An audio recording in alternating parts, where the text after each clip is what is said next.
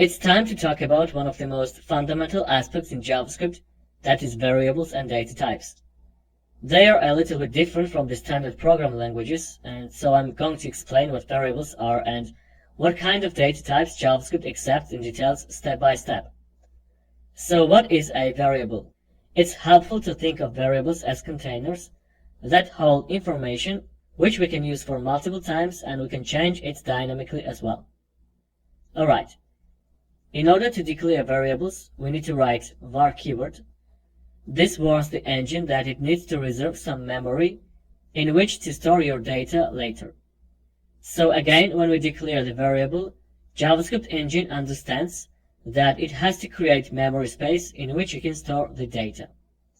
Actually, this stuff is about how JavaScript works behind the scenes, so it's the topic of other section, and we'll definitely discuss it deeper soon.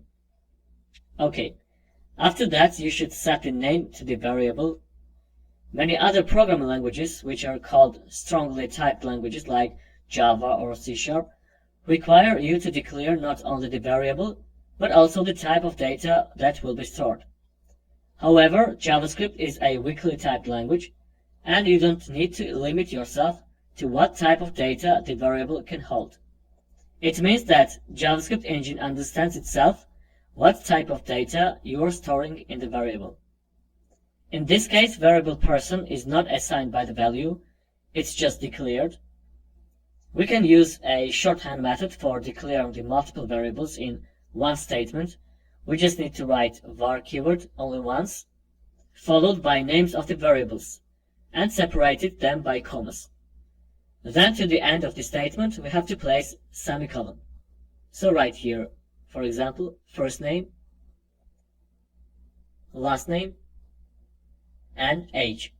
In the real world, this shorthand method is very popular and commonly used. In previous video, you have already seen how to assign the value to the variable. For doing that, we just need to use equal sign, which is known as assignment operator, and it doesn't mean equality as it's in math. In this case, the variable person has the value instructor. Let's log it in console, write console.log person. So you see in console the value of person variable instructor. In the same way, we can also use a shortened method for assigning values like this. Write the value for first name as John, then last name as Doe, and age 27. In order to organize our code nicely and to make the code easy to read, we can separate them like this way. And you may have got the question about those white spaces, but I can tell you that JavaScript engine counts them as one white space, so that doesn't cause any errors. As we said, we can change the values of variables dynamically. To understand well what it means, let's assign to person different value, like, for example, teacher. And then log it in console, write again console.log person. So you can see that it has changed its value from instructor into teacher. And this fact also proves that JavaScript engine reads the code line by line from top to down. Alright, the console is a great tool because we can work here without logging every time from the editor. We can just type here the name of the variables like first name, then press the enter, and you see that here we have value John. In the same way, we can get values for other variables, for last name, and also for age. Alright. You remember from the previous video where we were talking about syntax parser and writing the valid code. So we need to protect some rules when we deal with variables. If you take a look on the screen, you will see on the left side the valid variable names. We are allowed to start variable names with letter or underscore and $sign, and also we can use numbers in names, but we are not allowed to start the names with them.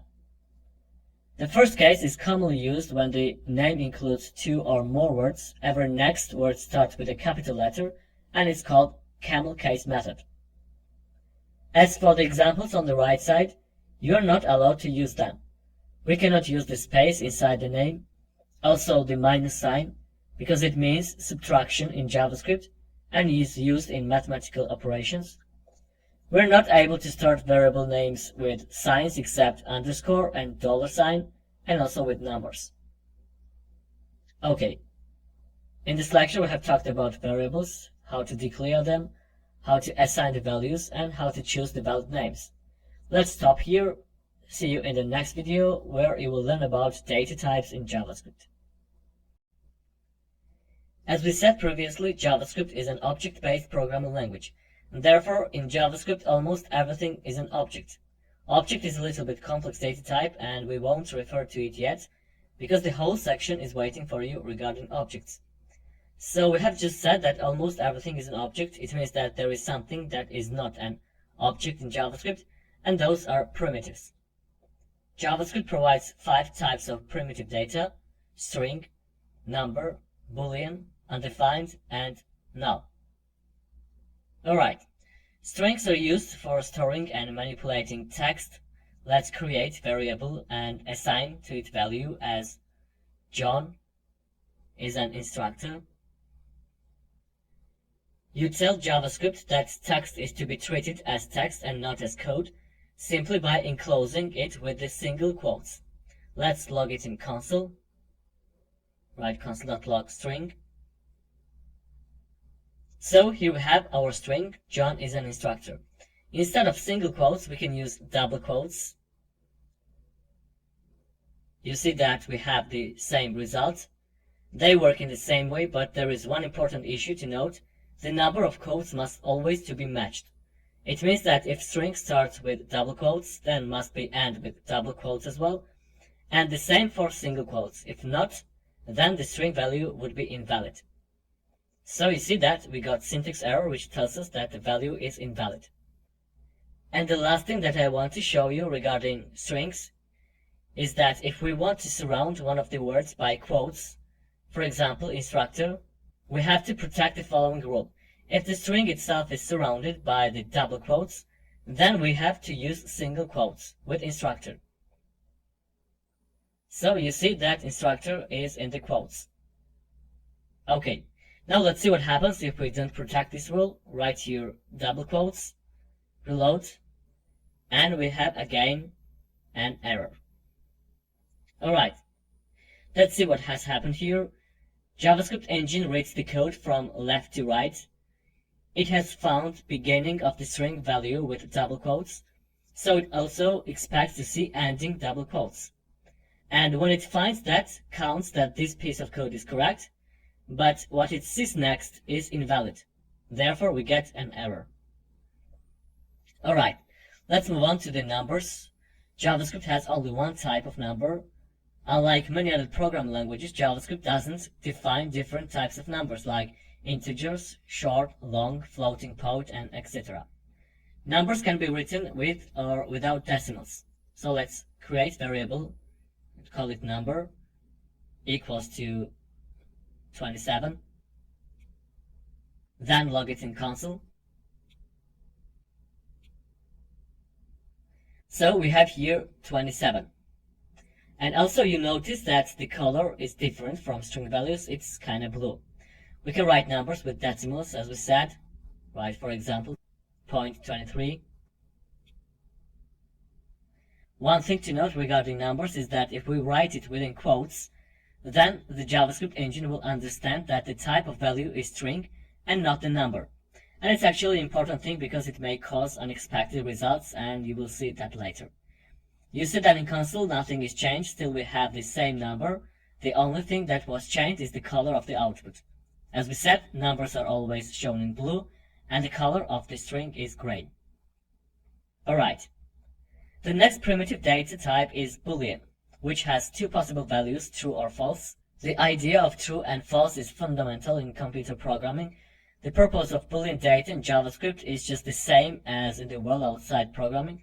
It enables you to answer questions and make decisions based on the answer. Mostly Boolean data types are used in conditional statements, and just for demonstration purposes, I would like to show you this example. Create variables number 1 equals to 5 and number 2 equals to 10. Let's compare these numbers in console. Write number 1 is less than number 2. And you see that we have true because statement is actually true. 5 is less than 10. If we write the opposite, number 1 is greater than number 2,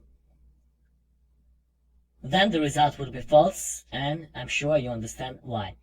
Alright, let's move on, declare new variable and then log it in console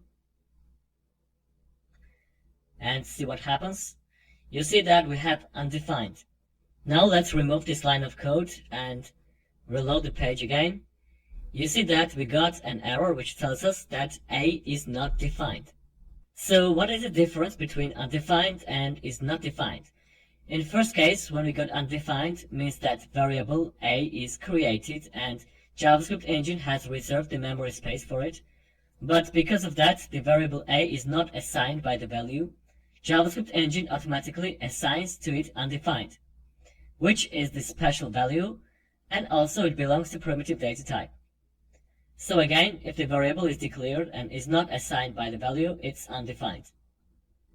The second case in which we have got A is not defined means that variable itself doesn't exist. In other words, JavaScript engine could not find the variable A in its memory. Alright, let's talk about null. As we saw in previous example, undefined means a variable that has been declared but hasn't yet been assigned a value. Null is an assignment value. So write var A equals to null. It can be assigned to the variable as a representation of no value.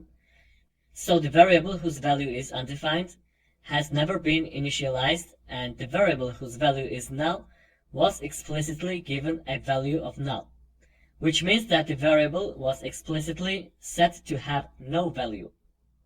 In other words, null is nothing, and it's supposed to be something that doesn't exist. So again, undefined is automatically assigned by JavaScript engine when the variable doesn't have value, and we assign null to the variable in order to represent that this variable doesn't have the value. Make sense? Okay, it's maybe a little bit strange and confusing, but I think I made it clear for you. Alright, in this lecture we have discussed briefly primitive data types. See you in the next video. Let's go ahead.